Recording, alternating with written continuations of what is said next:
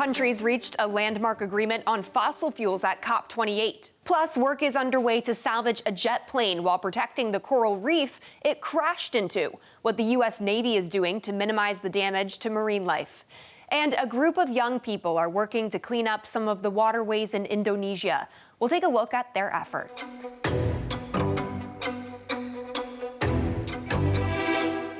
Hello and welcome to EarthX News, where we focus on sustainability and the environment. I'm Christina Thompson.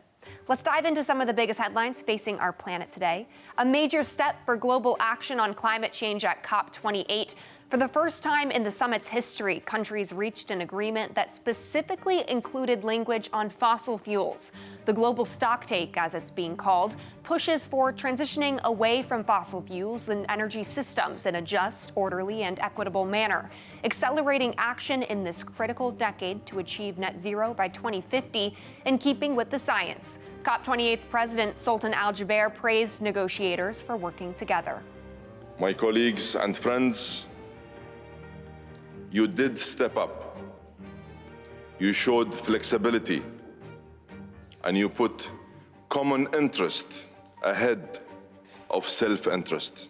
Now, if the deal is adhered to, it would signal one of the most significant moves towards the mass reduction of fossil fuel use on record. Also at COP28 this year, 50 oil companies representing nearly half of global production. They pledged to reach net zero methane emissions and end routine flaring in their operations by 2030. This includes companies like Shell, Total Energies, and BP. Some experts say this is one of the most significant announcements ever to come out of the COP. One prominent climate scientist calculated that if the companies carry out their pledges, it could trim 1/10 of a degree Celsius from future warming. That's according to the Associated Press. Many climate experts maintain that having the industry's buy-in is crucial to drastically slashing the world's greenhouse emissions by nearly half in 7 years to limit global warming to 1.5 degrees Celsius compared with pre-industrial times. Now, to keep within the 1.5 degrees Celsius limit, experts say the world needs to cut carbon dioxide about 40% and methane by about 60% by 2030. Methane reduction and control has been gaining attention. It is considered a major contributor to warming, reportedly causing about half the world's warming since pre-industrial times. One reason oil companies are focusing on methane versus carbon is because it can be reduced with existing technologies and updates to current procedures. However, some environmental groups are saying the pledge is simply a, quote, smokescreen meant to allow the industry to maintain the status quo. Critics say this move addresses the symptoms brought on by oil and natural gas production, and the only real solution is to eliminate the use of fossil fuels. But some observers say that position is too harsh, and the phase-out needs measures like this to continue progressing towards the goal. The U.S. recently targeted methane from existing oil and gas wells in a new rule, claiming the country now has the strongest methane regulations in the world. And the U.S. Navy says it will take $1.5 million to salvage a jet plane that overshot a runway and crashed on a coral reef in waters off Hawaii. The plan is to use inflatable cylinders to lift the plane off the reef. The area is home to a host of marine life, as well as an ancient Hawaiian fish pond, which locals are in the process of restoring. Military experts say the goal is to cause the least amount of damage to the coral and its ecosystem as possible. It remains to remove the aircraft from the bay as quickly and safely as possible. The team's been working around the clock to develop a salvage plan for this aircraft that prioritizes the safety of our personnel and the safety to the critical ecosystems here in Kaneohe Bay. When inflated, the bags will float across the water toward the runway, where it will then be pulled on shore. The military didn't want to commit to a timeline for when the work would be done, given the weather and other conditions could affect the outcome. But once the extraction is complete, state officials will examine the reef for any damage. DuPont is forced to pay the state of Ohio $110 million in a lawsuit settlement that says the company released forever chemicals into the Ohio River for more than 7 decades, even though they knew the chemicals were a health hazard.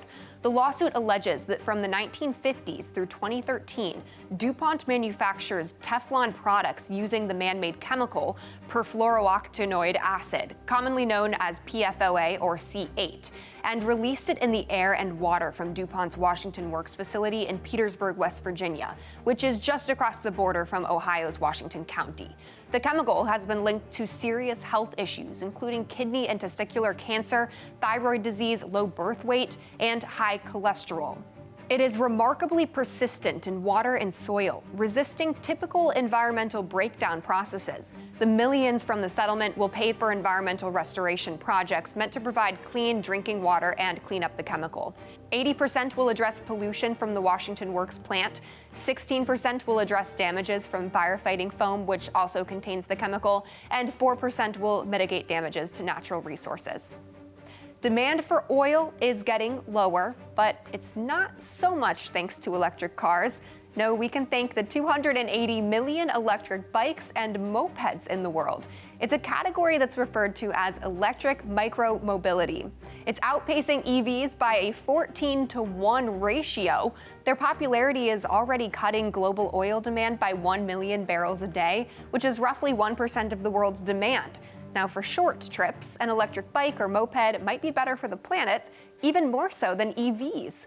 A study in the UK showed electric scooter companies produced up to 45% less carbon than alternative modes of transportation, and taking a bike or moped is cheaper to buy and run. Estimates show charging costs for a commute of 20 kilometers or about 12 miles per day, 5 days a week, would be roughly $20 for the year. In the US, 60% of all car trips are less than 7 miles. In China, electric-powered mopeds are already common, and in Australia, over 100,000 e-bikes were sold last year. Turning now to a group of youth in Indonesia. They're taking on the responsibility of cleaning up trash from the waterways. Though their efforts are making a big difference, it's still a hefty feat, and one that needs a more permanent solution. Here's that story. Over the last 10 years, a group of about 20 young environmentalists have collected more than 5,900 pounds of trash in and around the Tujid Lake in the West Javan city of Bogor, Indonesia. I enjoy cleaning up solo because for me, cleanup is catharsis. Cleanup is refreshing. And every once in a while, kids that are playing around the lake would spot me and they would say like,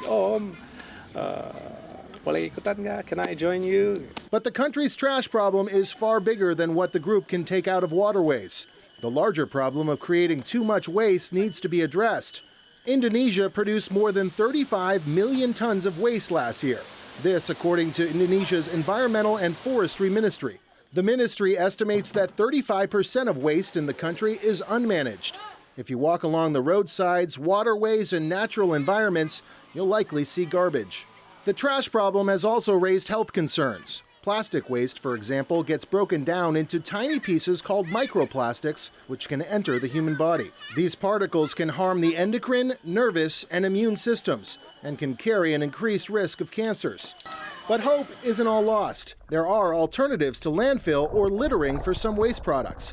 For example, food waste can be composted, and certain types of plastic can be reused or recycled. But environmentalists also say the world needs to make less waste in the first place. I'm not trying to clean up per se.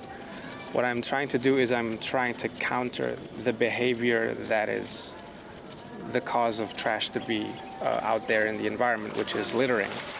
As much of it ultimately ends up in landfills or in the world's oceans. Reporting for EarthX News, I'm Mike Carter. Now we turn our attention to the Arctic. Think the polar vortex that froze Texas in 2021 was a fluke? Think again. The polar vortex, a weather feature that contributed to the Great Texas Freeze, is a large area of low pressure and cold air surrounding both of Earth's poles. It's currently strengthening in the stratosphere over the North Pole. When the vortex is strong and stable, the polar jet stream shifts northward, keeping the cold air in the Arctic. But when the vortex weakens or is disrupted, the jet stream becomes extremely wavy, which allows warm air to flood into the Arctic and polar air to sink down to the mid-latitudes. A recent study found that rising global temperatures has increased the number of polar vortex outbreaks, and the number of times the vortex was weakened per year has doubled since the early 1980s. Climate scientists say the Texas freeze of February 2021 is a poster child for the link between a changing Arctic and colder blasts in lower latitudes. The Arctic permafrost is 1,000 years old, and it's thawing. A fear of what might be released once it melts is worrying scientists. And no, this isn't a plot for the latest disaster movie. For thousands of years, bacterial, fungal, and viral pathogens have been lying dormant in permafrost across the Arctic, which stretches across Alaska, Canada, and Russia. Scientists say temperatures in the Arctic have risen at 2 to 4 times the rate of the rest of the world. And as the frozen ground begins to melt, these dormant pathogens, they may be the latest threat from global climate change. In a troubling case from 2016, dozens of people were sickened and thousands of reindeer were killed when anthrax spores emerged from thawing permafrost in the Yamal Peninsula of Siberia and caught local human and wildlife populations by surprise. This was called a one-off event, but with rising Arctic temperatures, these occurrences may become more likely. Scientists believe those pathogens won't survive, but some might adapt. While it's doubtful this could lead to the next global pandemic, these pathogens could have drastic impacts on the plant and animal life. It's feared that emperor penguin colonies may have experienced unprecedented breeding failure this year in a region of Antarctica where there was total sea ice loss in 2022. In a new study published recently in the journal Communications, Earth and Environment, researchers from the British Antarctic Survey made the startling claim that it's very likely no chicks had survived from 4 of the 5 known emperor penguin colonies in the central and eastern Bellingshausen Sea. The scientists examined satellite images that showed the loss of sea ice at breeding sites well before chicks would have developed waterproof feathers. They believe the chicks all either fell into the ocean and drowned or froze to death as their feathers became wet. These claims could support predictions that over 90% of emperor penguin colonies will be quasi-extinct by the end of the century, based on current global warming trends. Coming up, the conversation about the Arctic and the region's climate continues as we talk to a scientist about this year's Arctic report card. Stay tuned.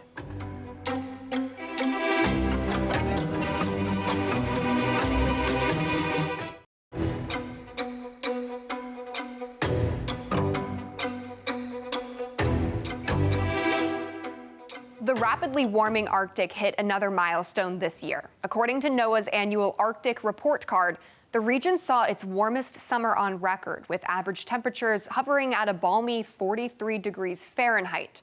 Earlier, we spoke to Alaska climate specialist at the International Arctic Research Center at the University of Alaska in Fairbanks, Rick Toman, about this year's assessment. Here's that interview. Rick, thanks for coming on. You bet. Happy to be here. So my first question is, can you explain to us what NOAA's annual Arctic report card is and the reason it's such a big undertaking? So every year for the last 18 years, NOAA has sponsored this report on the state of the Arctic. This started out 18 years ago really looking pretty much exclusively at the physical science side of what was happening in the Arctic. But we've expanded. We now have typically reports on things happening in Arctic's ecosystems, and increasingly we're incorporating the voices and the expertise of indigenous people in the Arctic. Conditions in the Arctic are very important to track. I know that it impacts the rest of the world. Can you explain this? The Arctic is, of course, the Northern Hemisphere's refrigerator, and it is the part of the world, actually, not just the Northern Hemisphere, where environmental conditions are changing most rapidly. And what happens in the Arctic doesn't stay in the Arctic. The warming Arctic overall is going to reduce in the Northern Hemisphere winter that temperature difference between the high latitudes and the mid latitudes. And that's an area of active work, ongoing science. It's messy, and we don't have all the answers yet, but we know that what's going on in the Arctic is not only affecting the Arctic, and it is in a big way, but more indirectly is affecting people at the mid-latitudes as well, all around the world. You mentioned science. The report places a lot of the responsibility of the changes that we're seeing in the planet's climate on humans and human activities over any other sort of naturally occurring event or trends that we might see in the Earth. I'm wondering, what's the specific science that clearly indicates that's the case? Well, I think there's two different prongs of evidence that point clearly to human influences causing these very dramatic changes.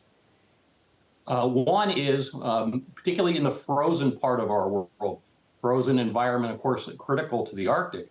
And in recent years, we are now starting to see permafrost, so permanently frozen ground, that has been frozen for tens of thousands of years, since before the last ice age. That is now starting to thaw.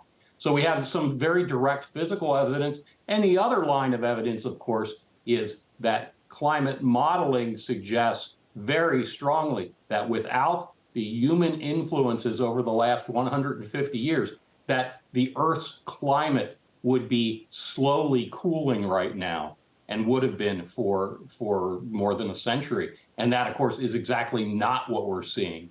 And so when we take everything we know about the atmosphere, the ocean, the whole Earth system, the astrophysics, the orbital dynamics of the Earth and Sun, we ought to be cooling, and we're most definitely not. What's the most concerning finding from this year's report? I think certainly this year, like much of the rest of the Northern Hemisphere, the Arctic had its warmest summer on record. But again, Arctic is just going along with the world there. It was been a very warm second half here of 2023 over much of the world. That's definitely very scary. Is there anything positive in the report? Anything that could give us reason for optimism that you guys have found?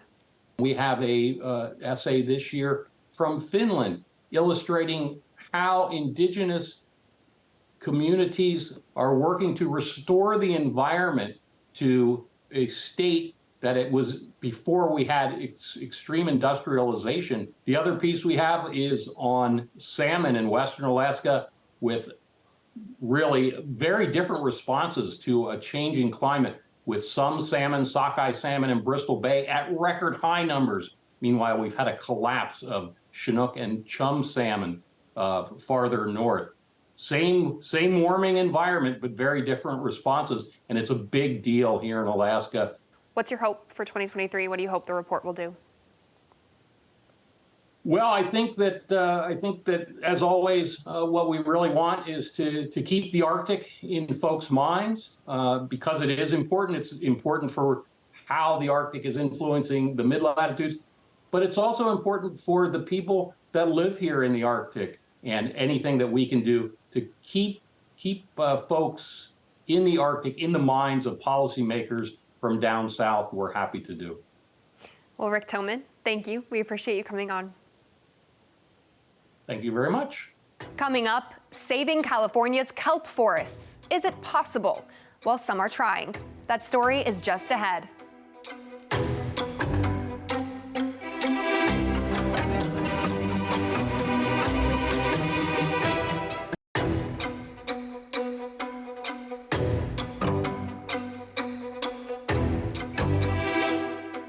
Scientists are battling to save kelp forests that have been disappearing along California's coastline. Addison Smith has more on the efforts being made to keep the underwater plant life thriving. Along the coast of California, divers are working overtime to save the state's kelp forests, which are increasingly vanishing. Kelp are a type of algae that take plant-like form rooted in the ocean floor and can grow as much as 100 feet tall. Nicknamed underwater towers, these forests are found mostly up and down the west coast, serving as a source of food and shelter for thousands of fish and mammals like sea lions, whales, and more. But over the years, these vital forests have been slowly disappearing, due in part, scientists say, to rising Pacific Ocean temperatures, since kelp requires a cool environment to thrive. However, this isn't the only or arguably even the biggest factor. The boom of sea urchins also plays a significant role. These urchins are mostly responsible for the wipeout of approximately 96% of California's bull kelp forests from 2014 to 2020, causing further damage to the marine habitats that rely on it. Such destruction has led to a simple, hands-on solution by volunteer divers, urchin hunting, whereby they dive down into the areas of once vibrant kelp forests with pickaxes, hammers, and other tools to crush the urchins. Josh Rousseau is a former abalone fisherman and founder of the nonprofit group Watermen's Alliance, a spearfishing club dedicated to this cause. He says the work they've put in has made a noticeable difference in the waters. When we started, there was nothing but rocks and urchin. It was barren. It was nothing but rocks and urchin. And now it's beautiful. It's almost like it used to be. So there's kelp everywhere. There's fish everywhere. And to that progress, the numbers also speak for themselves. In Mendocino County's Casper's Cove alone, Rousseau says there's been an 80% reduction in purple sea urchins, thanks in part to the state's allowance of licensed fishers to hunt an unlimited number of them. Scientists have also figured out how to successfully grow kelp in labs and have actively seen them reproduce in the ocean. This, coupled with efforts from Good Samaritan divers, allow scientists more time to research other potentially permanent solutions in order to restore these forests to their former beauty. From San Diego, California, I'm Addison Smith. Addison Smith, thank you. And before we leave you, it appears Christmas came early at a reptile park in Central Florida. Wildlife officials at Gatorland are celebrating the rare birth of an all-white leucistic alligator. The baby girl was born alongside her normal-colored brother last month. Mark Mahue, president and CEO of the park where the gators were born, explains just how special these alligators are. Well, leucistic alligators are unique and different from albino alligators. Now, there was 18 of these brothers were born in the swamps of Louisiana back in 1987. And we are blessed this year for the very first time to have a baby born from these leucistic alligators. It is incredibly rare. Leucistic alligators, not to be confused with albino gators, with their blue eyes and white skin, are the rarest genetic variation in the American alligator. And before the newborn came into the world, there were only 7 on Earth. Now there are 8. That's all according to Gatorland officials. That's it for this edition of EarthX News. Please join us again next week. I'm Christina Thompson.